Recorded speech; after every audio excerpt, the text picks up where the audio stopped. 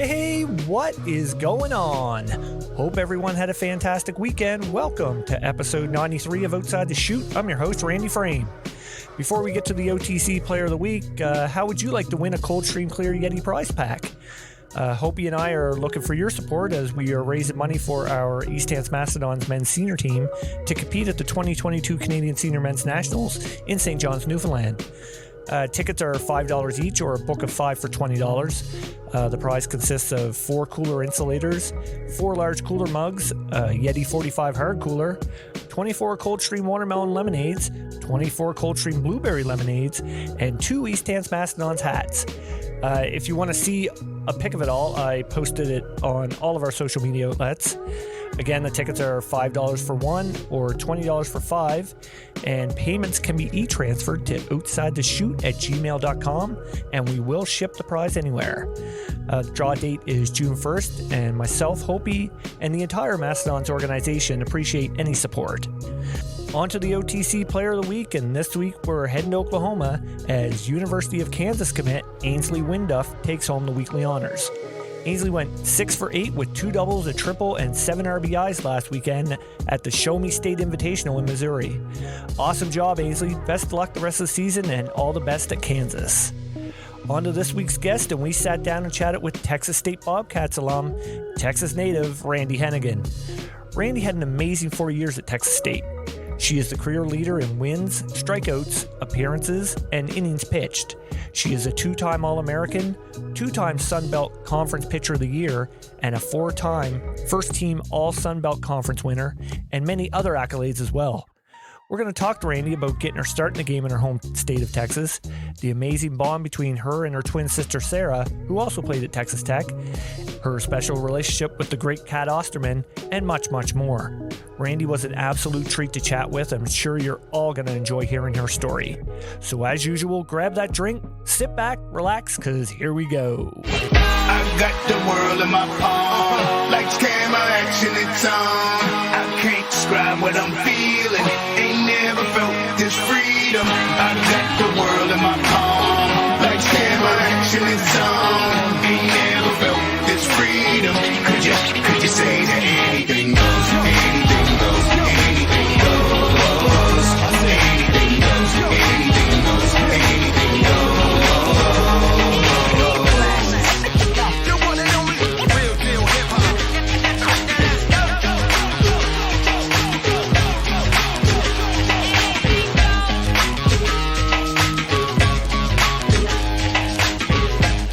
Here we go. Randi, thanks so much for coming on the podcast. Absolutely. Thanks for having me. How's things going down the great state of Texas today? Hey, it's going pretty good. It's nice and hot and sun shining, so I cannot complain. Oh, lucky you. What's the temperature down there today? It is 85 today. Oh, wow. I'm so jealous up here in Canada. How cold is it up there? What is it? Let me look here. Let me just check It is a whopping 43, feels like 37. Oh my goodness. And raining. I'll stay down. Oh, even worse. Yeah. No, I'll stay down here in the south. Yeah.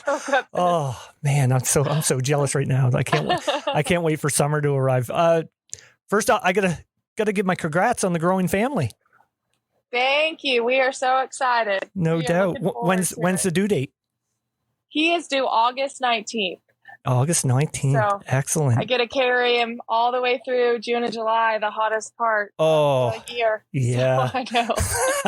That'll be tough, but well worth it. Absolutely. Yeah, we're looking forward to it. Yeah, you and your husband must be getting pretty excited. Yes. And he's off playing ball, so he'll be able to come home whenever I go into delivery, but he will be away until then. So that's been an adjustment, but like I said, we're super excited and looking forward to it. No doubt. Now, your husband, Jonathan, he plays pro ball in the Phillies organization. Is that right?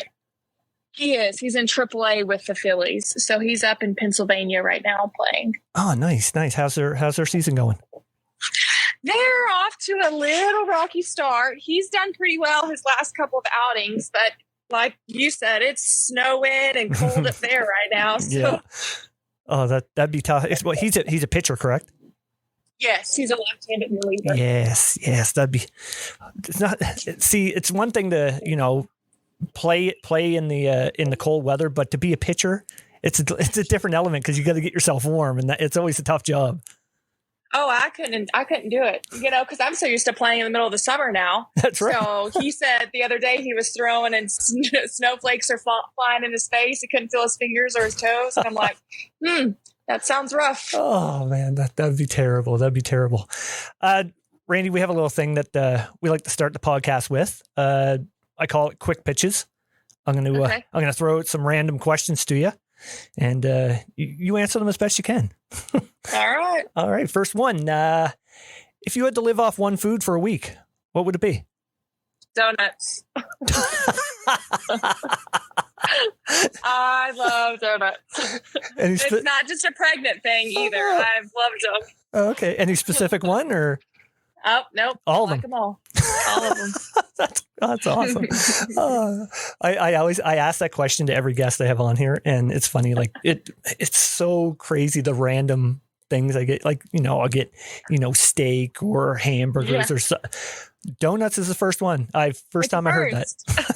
I have the biggest sweet tooth, so anything sweet, I'm good. Right on. Next one. Biggest thing you miss at Texas State? Probably throwing to my sister. Yeah, I imagine. Yeah. Who was your toughest out in college ball? Anybody from ULL. Well, they had a few good hitters. 1 through 9. Any of them can hit a home run. Yeah. So I was like, they're a tough lineup to throw to. Yeah. If you could go anywhere in the world on vacation, where would it be? I've been wanting to go anywhere tropical. So I guess this warm weather has me feeling any beachy, Hawaii, the Caribbean, somewhere on a beach. Nice. Perfect. I'm all with you on that one. I love the tropics. Yes. What was the coolest thing about playing in AU? I'll have to go with being able to play with Cat. That's been a great experience, and I never would have thought it would happen. So I think being able to do that with her for 2 years was an experience that, I loved. So it was really cool. Right on. I'm sure we'll definitely be talking about Cat a little more later on. But next one, if you could go back and play one game over again, what one is it? I'd probably say the very first game, opening weekend of my freshman year. Obviously, it was a rough game for me, but I think just knowing what I know now and how I'm more mature than I was my freshman year, I think I would have handled a lot of stuff differently. So I think I ended up giving up like 7 home runs that game. So I could go back and redo that one. I think it would be that game. Now that game there, was that was that in the fall? No, that was the opening weekend in the spring. Oh. That's weird. I looked up the opening game that year, and I thought you got a win over Sam Houston State in that. Okay, maybe it was against Pitt, so maybe it wasn't the first. Oh, okay, yeah. I think it was that opening weekend. You're right. Okay. We're going to talk about that first game there later on. Okay. 2 more here. 2 more. What's the best thing about living in Texas? I would say the Southern hospitality and sweet tea. Nice. I once had the opportunity to go to Texas, but I didn't make it. I was supposed to play in a ball tournament down there in San Antonio. This would have been 2009, but a family matter come up and I wasn't able to go down and play. And I'm still kicking myself that I still want to get to Texas because, I've had a few of my friends that have made it down there and they say it's fantastic. Yes, you need to make a trip. Yeah, I hear the steakhouses are the place to go. Oh yes, yes, any of them. They're all good. Right on. Last one. Who's the more competitive one? You or your husband? Definitely me. Of course. It's funny Even when he's playing, I'm always like, you gotta do better. You gotta throw strikes. You gotta do this. And he's like, okay, I'm the one pitching. You're not playing anymore. You're retired. But I guess more since I am retired, it makes me, even more competitive for him. Yeah. I think it's just a mentality of like, I'm a pitcher myself as well. And I think, we're competitive as all get out, aren't we? Like, absolutely. With anything, card games, yes, sport. I mean, anything. I always want to win. Yeah, absolutely. And that's why I had to ask that question, because I know you're both pitchers. So I was like, oh, that mentality right there, both of them combined, yes. that'd be a good dynamic right there. Absolutely. Yeah. So anyway, let's get on to your career. I asked this with all my guests. Tell us when and where you got your start in the game. Oh, back in the day. Like a long time. Gosh, it's been a while.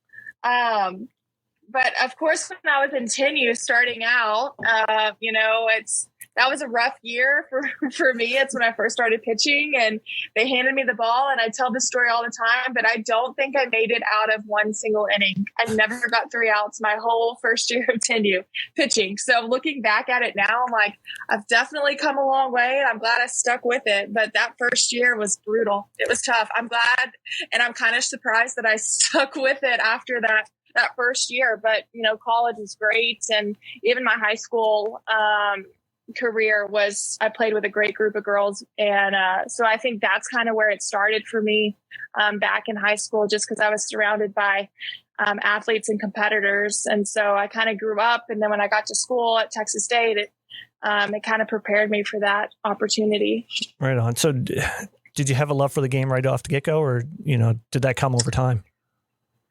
That definitely came over time. My sister and I were super shy when we were young. And so my mom kind of just threw us into it just to get us out of our shell and to meet new people. And we were terrified of the umpires. We did not like men. And so we were like both latched onto my mom's legs, and she would have to go out on the field with us. But of course, it started at a young age of us playing. And then I think we got pretty serious about it probably in 12U, where we were starting playing competitively and tournament ball and doing all of that. And of course the lessons and stuff. And then from there, I think it's kind of when it took off for us. Right. So is that how Sara became a catcher? Was you learning your craft, like trying to learn to pitch? Funny story. So both of us actually started in pitching. So my mom signed us up for our very first pitching lesson. And my mom said, if we're going to do this, you guys, you're going to practice when you get home. You're not just practicing at your lesson. You're going to come home and practice. And so we were all for it. And we went to our first pitching lesson, and Sara hated it. She did not like it at all. She did not want to get in the yard and practice pitching. So my mom said, well, that's fine. You don't have to be a pitcher, but because you're out here, you're going to get down there and you're going to catch your sister. And then they just stuck. The rest is history. So that's awesome. That's a great story. Yeah. I figured it had to be something around like it's, you catch for so many years together, and it's just inevitable that would happen. Right. Absolutely. We're both out there together. So mom's like, well, let's just make it work and make it easier on me. So you get down there and you catch your sister for a while. Yeah. And so I bet she probably took her licks and bruises growing up from you. Oh, absolutely. Yes. And if I would make a bad throw or not hit my spot, she would get up and chunk the ball as hard as she could at me back. And so we definitely have our fights out there in the circle, but I wouldn't trade it for anything. Oh, absolutely not. Absolutely not. Who were some of the people on your way up, that would have played a big role in your development? Of course, my parents. My mom was more the competitor, and so she pushed us and was super hard on us. And my dad was kind of the one that, we ran to if we were upset or mom yelled at us too much. And he was the one to kind of pick us up and tell us that, we still did good, even though we went 0 for 4 and I gave up 4 home runs. He was there to pick us up. And so it was a good balance for us. And then growing up, I had a girl I looked up to who actually played at my high school, and she was a pitcher, and I was probably in 5th or 6th grade when she was in high school. And then she ended up going to Texas State. Her name's Chandler Hall. And I looked up to her as just far as pitching goes. And so she was a big mentor in my life. And I went to Texas State to watch her play and ended up falling in love with the campus and told my mom I wanted to be out there one day. And I was super young at that age. And so never would have thought that would have been where I ended up. But, I always enjoyed watching Chandler pitch. And so she's got a big part of why I went to Texas State and why I wanted to be a pitcher and that kind of stuff. And so that was really cool to be able to kind of make the full circle there, and ended up playing at Texas State. Right on. That's a great segue into the next question. So when did the thought of, I could go to college and get my education through softball come into play for you? We were actually back when we were in middle school, you could still get recruited while you were that young. And so I actually played for a tournament team that Chandler's dad had coached. And we picked up with them for a summer. And that is the most softball that I have ever learned as far as the middle game goes.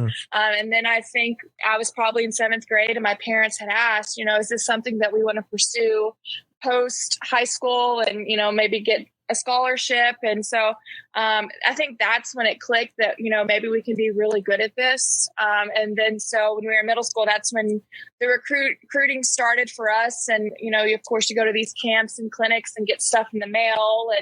And so that was really cool. Of course, we were like 12 or 13 and, didn't really know what to think or where we wanted to go. But we did sit down and decide, Sara and I both, that we wanted to go together. So if there was a school that was just interested in one of us, but not the other, that we were not interested in going. And so we did have to turn a couple of schools down because one was interested in one and the other one, they weren't so much interested in. And so, but, we were always a package deal from the very beginning. And so then I think it was our freshman year when we actually got to go on a visit at Texas State. And so that was really cool. And we really enjoyed getting to go out there and do that. But like I said, it was at a super young age. And so that was really tough trying to navigate through. So I'm glad that they have changed that role and you have to be, a little bit older to go through that. Yeah. I mean, like back then, like committing at such a young age. I mean, that sounds silly to me. I mean, cause really what do you know, when you're that young? Like, I mean, absolutely. I feel like they're influencing you, to commit back then. Yeah. Yes. Yeah. Yes. So actually I have a question. One of my questions was, were you and Sara always a package deal? And you answered that for me. I mean, obviously, so Texas State were like, yes, we absolutely want both of you.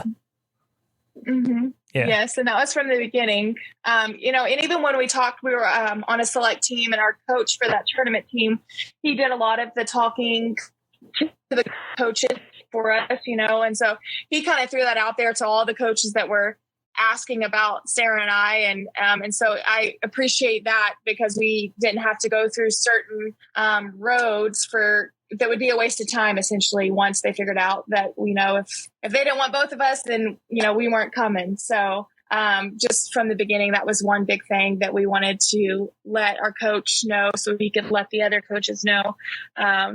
Because we were super close and we still are super close. So we definitely wanted to do this experience together. Right on. Absolutely. Absolutely. Now, what's the first thing you remember most when you arrived on campus as a freshman? Very overwhelmed. Yeah. Very overwhelmed. There was a big group of us my freshman year that came in together. And so when we were in high school, we would go to these camps at Texas State during the summer and stuff.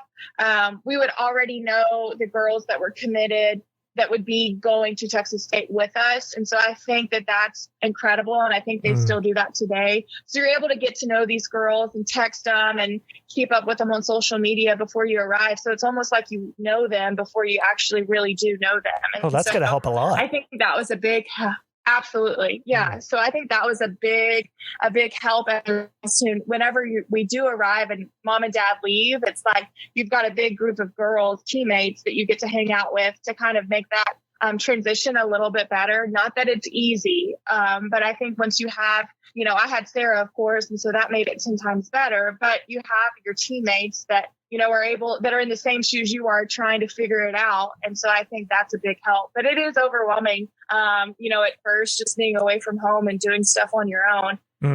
But I think Coach Woodard and Cat and Kelly Kretschmann at the time, I think they do a good job at making sure that you're okay And if you need something that, you can always ask and go to them. But it's tough. It's tough, especially when you're 18 and 19 and being, we were only 3 hours from home, but still it's not, just a 10-minute drive. It's a little bit of a road trip. So, but it was good. It was good. It was good for us, a big growing moment. Yeah. What was campus life like?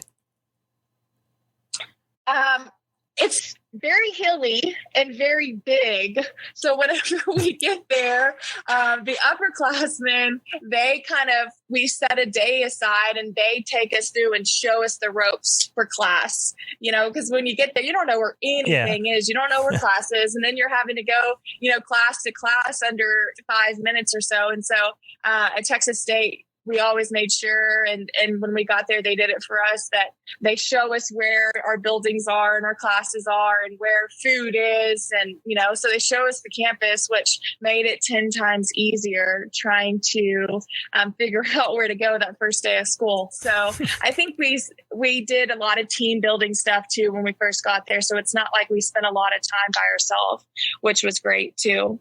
Right on. Now they have obviously football is big in Texas. Yes, it is. What was what was the typical football game day like at Texas State? So whenever I was there, they did a huge tailgate right outside the softball field next to the football stadium, and so we would always go and tailgate and hang out and eat. Nice. And then I will say that whenever I was in school, the Texas State football team was not very good. So whenever we would spend more time at the tailgate hanging out with our friends than we would actually go to the game. So I can say that I have never sat through a whole Texas State football game before. So I know that's hard to admit, but it was rough to watch there we always went for a little while, but we never stayed very long. That's hilarious. Sorry, team. I'm out in tailgating. Yes. We're hanging out and eating out here with our friends. That's hilarious. Now, I ask this with all my guests that have played NCAA. Do you remember your first ever game with the Bobcats? Now, I brought it up a little earlier on. Mm-hmm. Do you remember that one against Sam Houston State? Yes. And I think it went really well. I remember being super nervous, obviously. But I know that we met with Brian Kane, and I think that a lot of stuff mentally clicked for me whenever we talked mental with the mental coach, and Brian Kane came in and we did several days with him to set up. And I remember vividly more of a routine, because sometimes I would forget to breathe out there on the mound because I was so nervous trying to, next pitch, go to the next pitch, hurt, So I would almost try and go so fast. But I remember, and I still, do this when I was playing up until this past year, and now I teach it to the kids that I work with, is just have a routine, because, whenever you're so caught up in the nerves and the butterflies and that kind of stuff, you forget about that routine, where that's the whole reason of a routine. And so Brian Kane's a big part of why I still remember that and why it worked for me, is, to have that routine, because the nerves and the jitters are going to happen, especially when you're a freshman and thrown into the fire a little bit. Oh, absolutely. So, but other than that, I just remember that I was I would skip a couple of breaths. I would not hold my breath maybe, and just super nervous. But I think the game went really well from what I remember. I can tell you, you won 6-1. You threw a complete game 4-hitter, no earned runs, 7 Ks. And here was the biggest thing that I was impressed with: no walks. Come on, not too bad. Freshman, that's not too shabby. It's one thing, to throw a 4-hitter with 7 Ks, but as a freshman in your first game, no walks. That's pretty impressive. I'll take it. Yeah. I'll take it. I think it's kind of the weekend kind of was like a little snowball effect, because I remember it was rough, but I'll take the start. I'll take the Sam Houston game. and then things kind of went downhill for a little bit there for a couple days. They did. And it's crazy, because I remember more of the downhill games than I do this. I completely forgot about the Sam Houston game, but that's just what sticks with me is, the struggles that I had that opening weekend, but it's something that Kat and I talked about for a while. I mean, several years down the road, we would always bring that situation up. So yeah. Yeah, it's the games that you get blown out. Those are the learning lesson ones, right? Absolutely. Yeah. Yes. Yeah. Yes. Now, speaking of Cat, like what you arrived there, what was it like having Cat Osterman on the coach staff? As a pitcher, that had to be amazing. Yeah, it was literally a dream come true. Whenever I was, I think I was 8, maybe 8 or 9. I remember we went and watched the Olympic team there for, and they played near Houston, and so we went down there and watched. And I remember I got to meet her for the first time, and I was just, big eyes. Got to take a picture with her, got her autograph, and here we are 10 or so years later down the road, I'm getting to play for her. And so I remember, when I committed to Texas State and I signed with them, Kat was not a coach there. Right. So she had joined the staff that summer right before I had come in. So I didn't choose Texas State to play for Kat. She was not there in the picture yet when I was getting recruited. But I remember that summer right before going down to San Marcos, I saw the news on social media. And then maybe a couple of days later, she had texted me, and I remember waking up to her message in my phone, and I was like, "Oh my goodness, I just received a text from Cat Osterman. How cool is that?" Yeah. But looking back, and I say this time and time again, is I did not see. I remember sitting in the weight room my freshman year, telling myself, I cannot do this for 4 years. There is no way I'm going to make it. And then looking back, I thrived and I did so well. And then I wanted to play post college, and I owe most of that to Kat for one, just believing in me and buying into me and just pouring so much into me. And like she'll say this too, is I was just a sponge. I mean, you have the best pitcher in the world trying to coach you. Why not soak every bit of it in? And I think, I had that open mind going into it, that I was going to learn and just do whatever she asked, because I trusted that it was going to work for me, and it did. And so that's what I tell kids all the time is, you have to trust and believe that what your coach is telling you is going to work, and buy into that. And that was Coach Woodard's whole thing while we were at Texas State, is to buy into the process, because you can't be halfway in and halfway out. And so I think that I was all ears and all eyes my 4 years. And even in Athletes Unlimited, she would still pull me aside and we would have, some of those conversations. But she's definitely the reason why, I continue to play pro, and I owe a lot to her, and I'm super thankful for getting to play for her at Texas State for my 4 years, and then getting to play alongside her for 2 years in Athletes Unlimited. So she holds a special place in my heart still to this day. So we're super close, and she's somebody that I'm still, will always be super thankful for all she did for me and through this whole process. That's awesome. That's actually, I got a little funny Cat Osterman story. Of course, I had her on the podcast, and I sent her, like, this was back, we've been on for almost 2 years now. And I sent her a message probably about 2 months after I started doing this. And, I just threw it out there. It's one of those, throw your shot up and hope. So anyway, it was about a month later, she responded and said, "Hey, Randy, I'd love to come on." And I freaked out. My wife, I said to my wife, I was like, "Cat Osterman said she'd come on the podcast." And she's like, "Are you okay?" Like, and I was like freaking right out. And then, and I've never been so nervous doing a podcast. And to this day, I'm still so grateful that Cat come on, and it's something that I'm always gonna remember for the rest of my life. So, I mean, she's awesome. Yes, absolutely. She is. She's a great person. Yeah. Yeah. What was the best piece of advice she ever gave you? Back to that opening weekend, where I was in tears after opening weekend. I'm like, this is going to be a long 4 years. And so, but she just would always relate herself back like, of course she's great and she's really good at what she does. And, but when you think of her, you don't think of the struggles. And so I remember her sitting me down and just saying, if you want me to be honest with you, go pull up my first game, my freshman year in college. I struggle too. And so it's able, and once she says that, you're able just to relate even more. Like, even the best pitcher in the world, she still went through what I'm going through right now. Like, I'm going to be okay. But it's not just, she tells, all her great stories. Like, it's more of making sure that she's relating to you and just more on a personal level, and not so much, yes, I did this, and this, and I got this accolade and that kind of stuff. But it's more of, well, if Cat struggles and she made it out all right, pretty dang good. Like, I know that I'm going to be okay, and I'm going to trust and keep working to get better.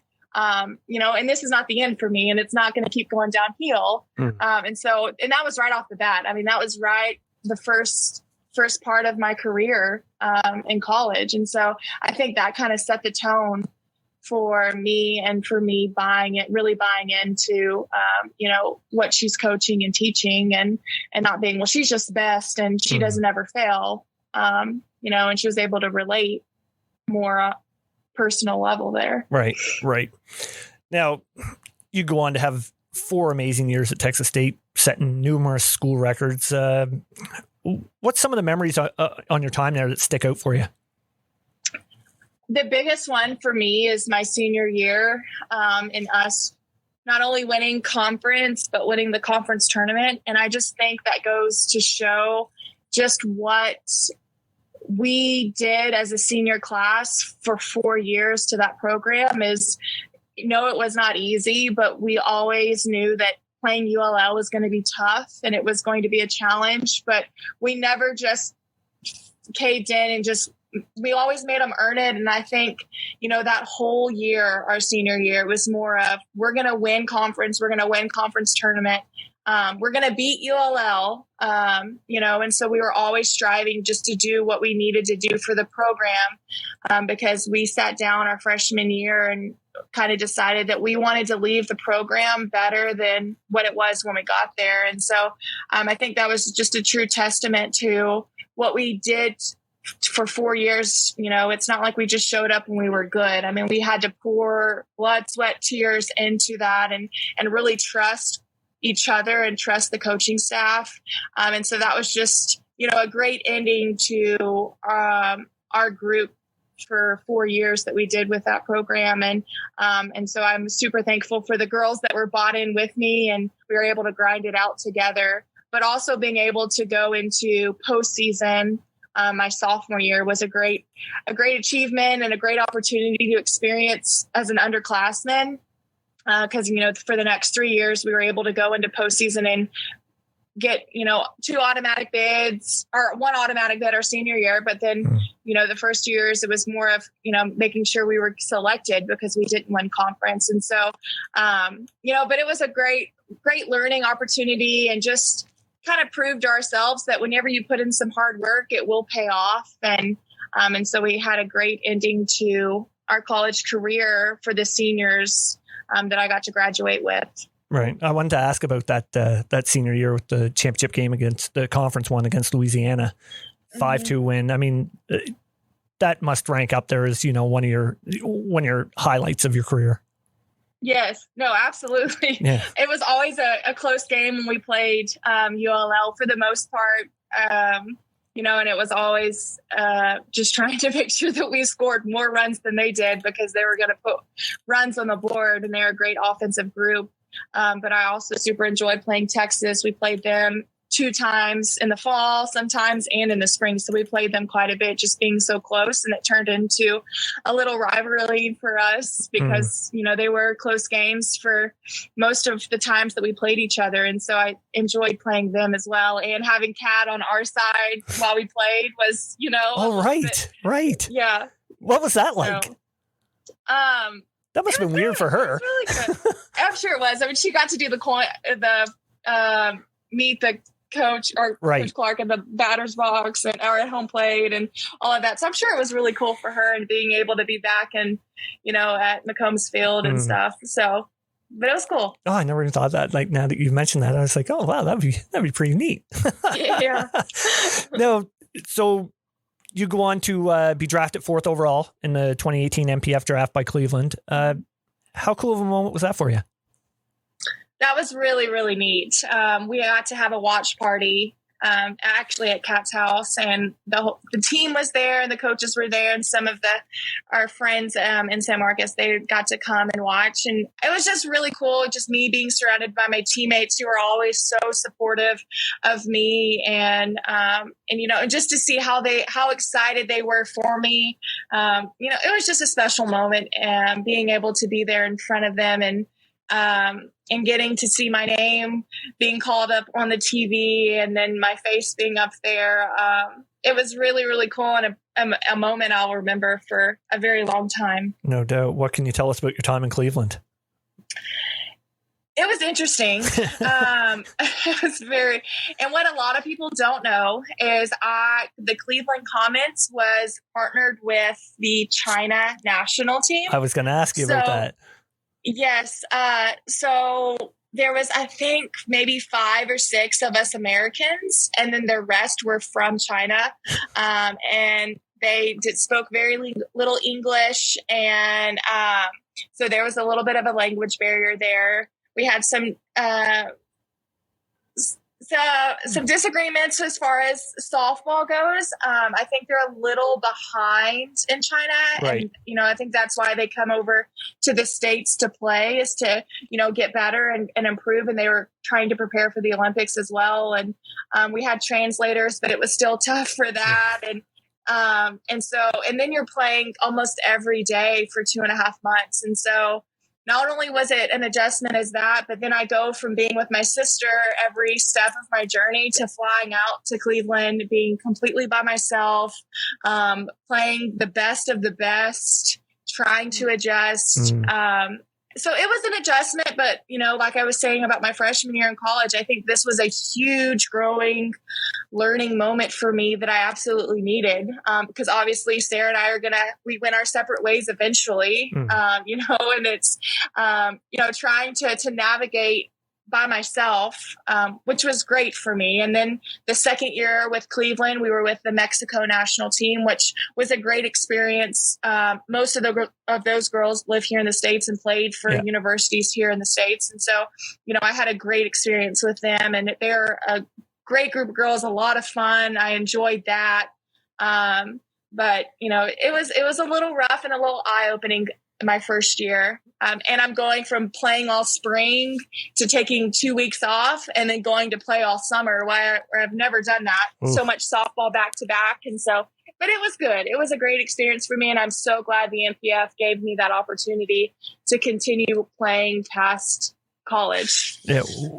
One of my next question, you said about Sara not being there. Was it weird not throwing to Sara? Like throwing to a totally different catcher? It's an adjustment. And what some people don't know is my senior year of college, Sara had rotator cuff surgery the summer before. So she actually did not play but a couple of games our senior year. So I had to make some of that adjustment my senior year. Right. Which was, once again, really good for me, because I go from, ever since I was in 10U, growing up through high school and even in the first couple of years of my college career, throwing to Sara almost every game.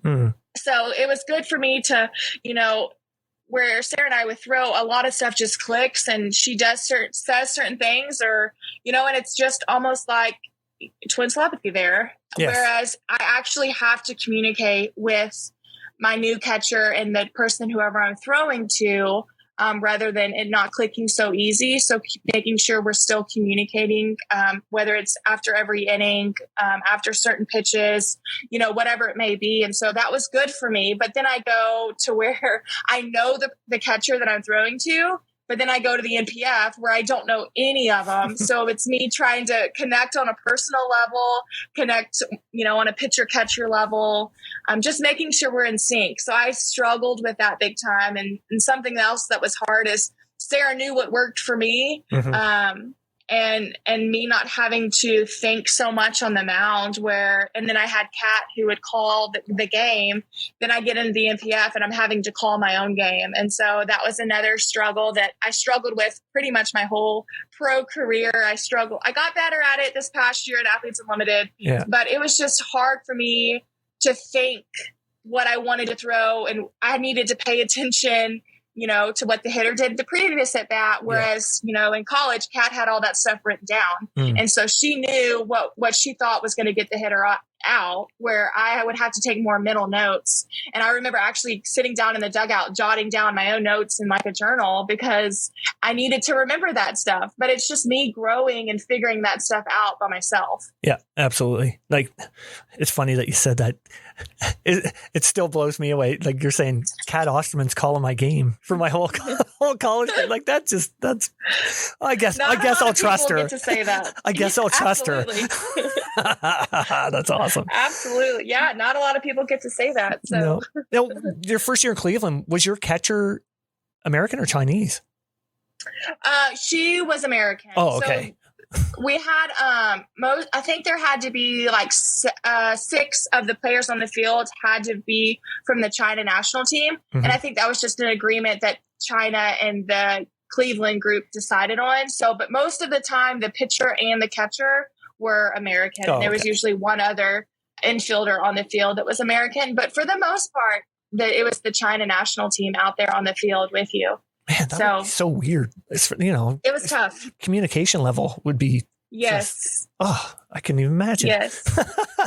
It was tough. But I will say I'm super grateful and thankful for getting to experience, their culture and the way that they play softball and what they think about. And that was really cool. And getting to travel with them and seeing what they thought was cool or the things that they would buy compared to what it was really cool getting to experience that, Yeah. So I'm super grateful for that and being able to experience that with them. Right on.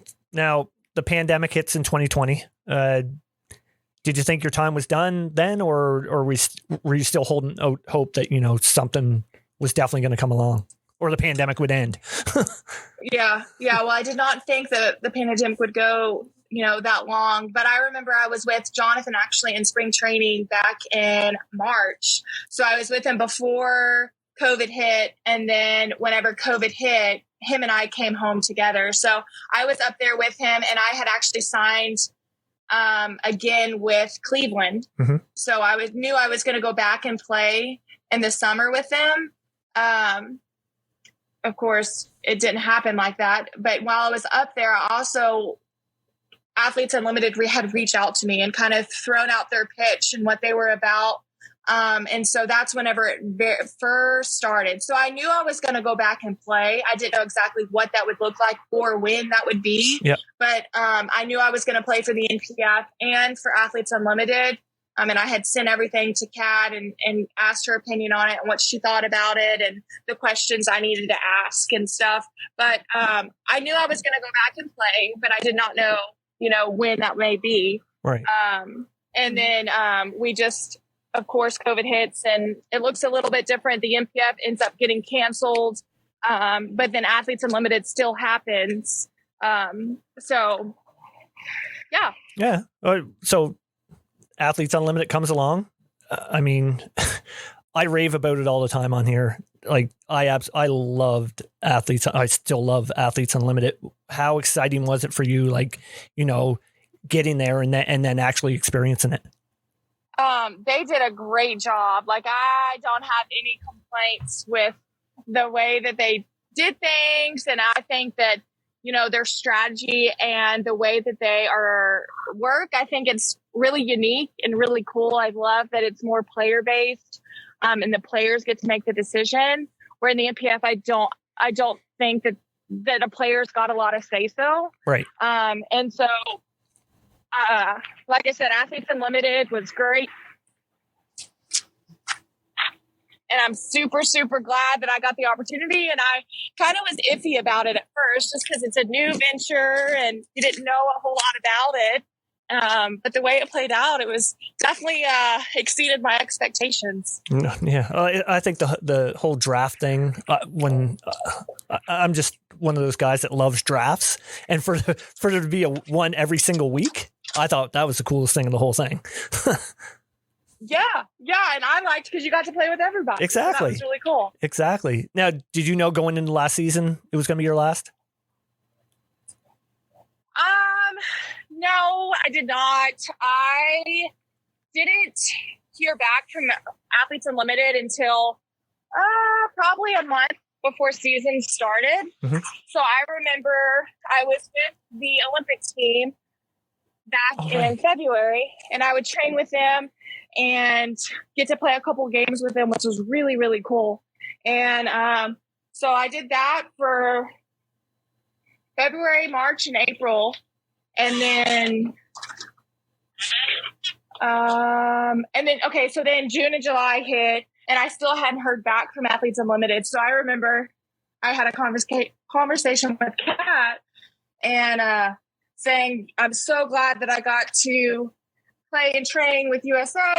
And if I don't hear back from Athletes Unlimited, I would be completely okay with hanging it up and retiring. Mm-hmm. And just kind of kept her in the loop with things. And I think, I don't know, a couple of days later, it wasn't very long after I had this conversation with her, I heard somebody from Athletes Unlimited had reached back out to me and asked if I would come back for season 2. Right. So at that moment, I knew that it would be my last season just because I was okay with before hanging it up. And, and so Jonathan and I also spend a ton of time away from each other, and I wanted to be able to travel with him more and just be more present with him and, get to experience the MLB and that kind of stuff with him. And, and so I think it was me realizing that if I didn't hear back from Athletes Unlimited, that I would be okay with being done. That I just felt like my heart wasn't in it, as much. And then I'm so glad that I went back for the second season because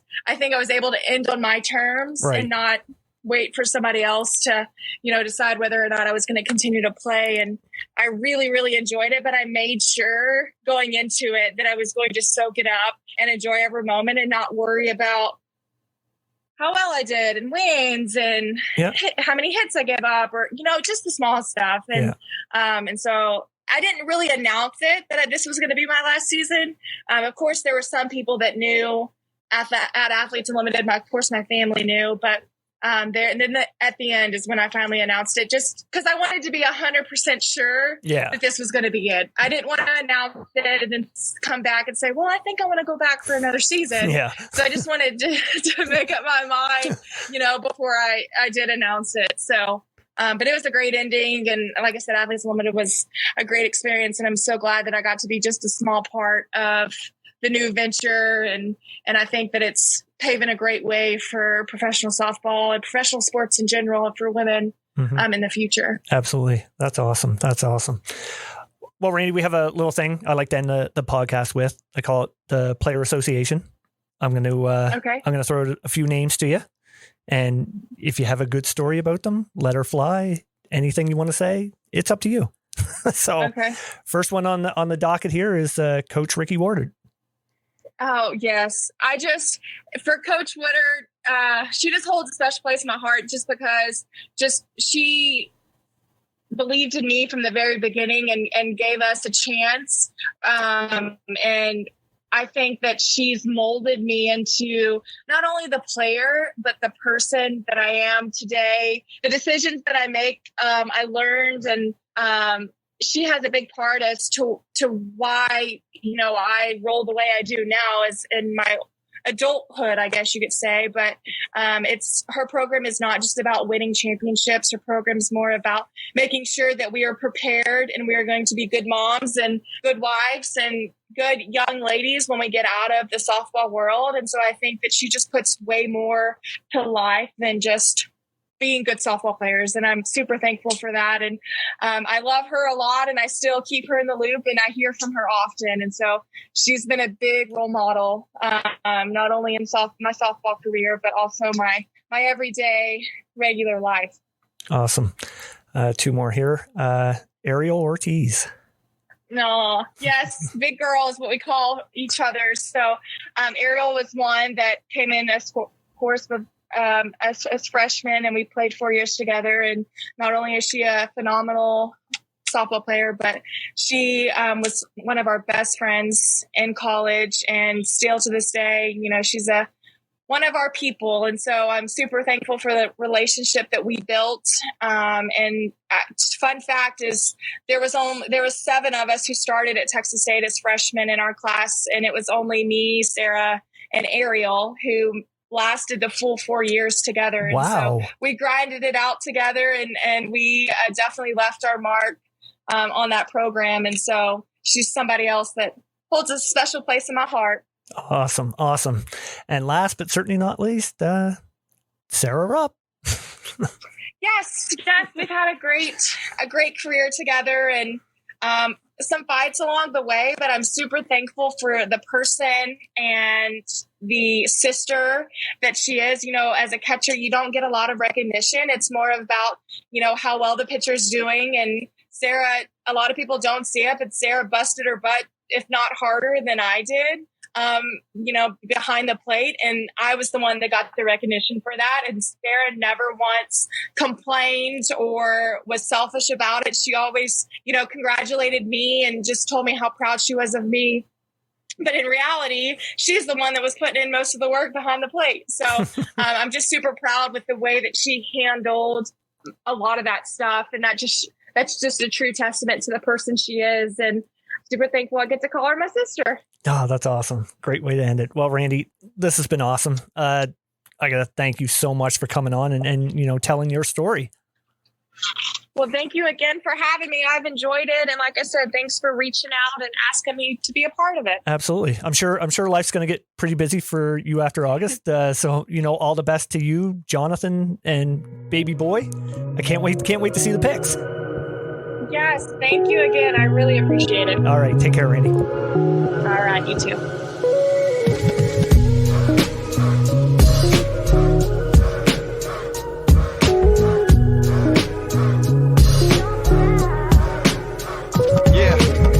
I move in silence, but my actions speak very loud. My mama's very proud the way I made her hear me out. I said I do this till us carried out, till I'm in the cemetery buried. I'm running the necessary routes.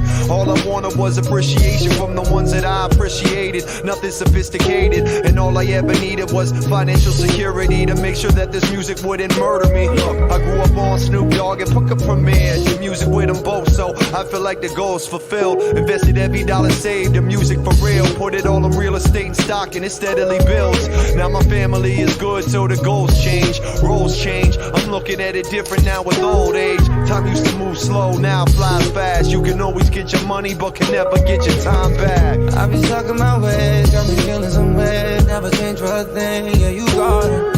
Ain't got no one to blame, cause I ride my own way. Had to find my own way, yeah, you got it. Kinda rusting around through the ups and the downs. Go well, you know that's true. You know I'm stuck in my own ways. It's a trip, but I love it, yeah. It's a trip, but I love it.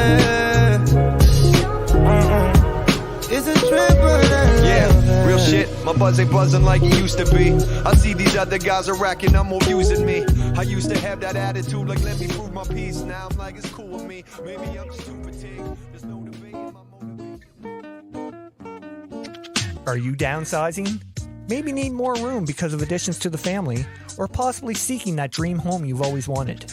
Well, Tim Eisner at Royal LePage Atlantic is the guy for you. With a proven track record and multiple awards, Tim goes above and beyond to find out your needs and exactly what you're looking for. So if you're seeking a new home or trying to sell your current one, contact Tim at 902-499-5717 or check him out on Facebook at Tim Eisner. Again, that's 902-499-5717. Trust me, when all is said and done, we'll be saying Tim Eisner strikes again.